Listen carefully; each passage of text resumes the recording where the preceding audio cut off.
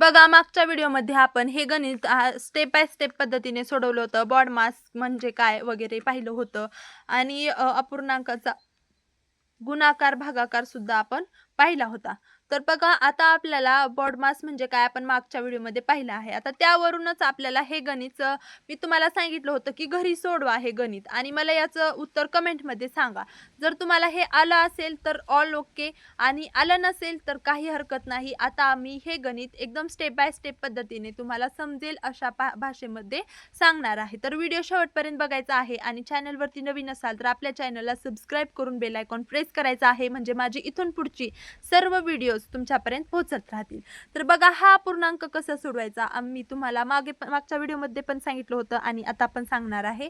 तर पहिल्यांदा आपण याला सगळ्याला सोपं रूप देऊन घेऊया. तर इथं काय करतो आपण 5 गुणिले 4 म्हणजे छेदस्थानचा जो आपला छेद आहे तो गुणिले 4 आणि याच्यामध्ये आपण अंश जो काही आहे आपला तो ऍड करतो आणि डिवाइड आपला जो छेद आहे जशाच तसा छेदस्थानी राहणार आहे.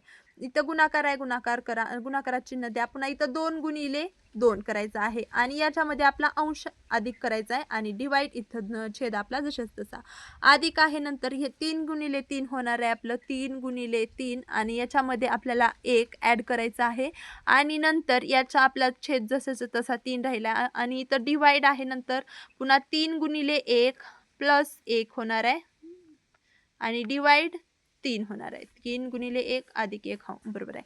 तर बघा आता पुढे इथं काय होणार आहे. 5 चौक 20 अधिक 2 22 डिवाइड 5 गुणिले 2 दुने 4 अधिक 1 5 छेद 2 अधिक 3 त्रिक 9 अधिक 1 10 छेद 3 आणि डिवाइड 3 एक 3 अधिक 1 4 छेद 3 असं आपल्याला सोपं रूप आता अपूर्णांकाचं मिळालं आहे. तर आता बॉडमासच्या नियमानुसार गुणाकार भागाकार अपूर्णांकाचा आता तुम्ही करू शकता. तर चला आपण करूया. बॉडमासच्या नियमानुसार अगोदर आपल्याला गुणाकार भागाकार करायचा असतो. तर इथं पहिल्यांदा गुणाकार दिलाय, गुणाकार करायचा आहे. तर गुणाकार कसा करतो आपण, अंशाचा अपूर्णांकाचा गुणाकारामध्ये छेद समान असो अगर नसो काही हरकत नाही. अंशाचा गुणाकार अंशस्थानी लिहित असतो आपण. तर 22 गुणिले 5 करायचा आहे. तर इथे येतं 22 गुणिले 5 22 पाचा 10 गोदरशे म्हणजे 110 आणि 5 गुणिले 2 5 दुने 10. तर हे भागलं आपण 10 एक 10 आणि हे 10 10 100 आणि म्हणजे हे 11 येईल. इथं 10 ने याला कटलं 1 0 कटतं 11 येईल. तर इथं गुणिले हे गुणाकार झाला. आता इथं आपली बेरीज आहे. हे बेरजेचं चिन्ह असं कसं लिहिलं आपण, तर इथं बेरीज आहे अधिक. आता हे आपण भागाकार करूनच खाली घेऊया. तर भागाकार करत असताना काय करतो आपण 10/3 पहिला अपूर्णांक जशाच तसा राहतो आणि हा जो दुसरा अपूर्णांक आहे गुणाकार व्यस्तात जातो, म्हणजे हे 3 वरी जातं, हे 4 खाली येतं. तर इथं आपलं आलेलं आहे 11 आणि इथं अधिक.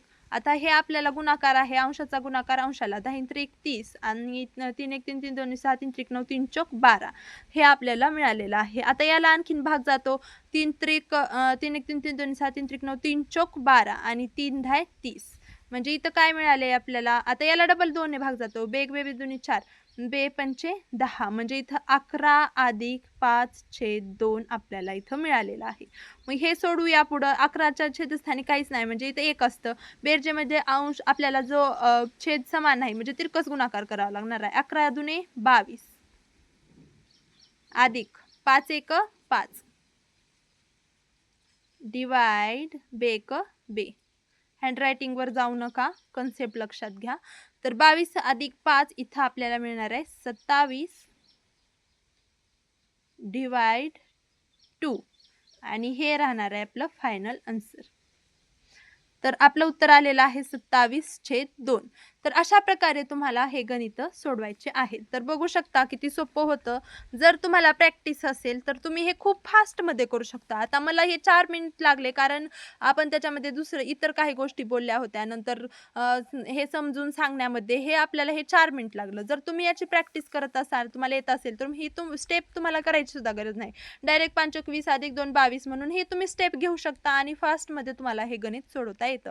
1 2 2 म्हणजे 2 म्हणजे 5 ते 7 मिनिट 5 ते 7 सेकंदामध्ये हे तुम्ही आन्सर काढू शकता असं मला वाटतं. कारण एकदम फास्टमध्ये तुम्हाला जर सराव असेल तर तुम्ही हे करू शकता आणि याच्यासाठी 1-2 मार्क्स जे काही आलेले आहेत ते 5 ते 6 सेकंदामध्ये तुम्ही तुमच्या हातात घेऊ शकता.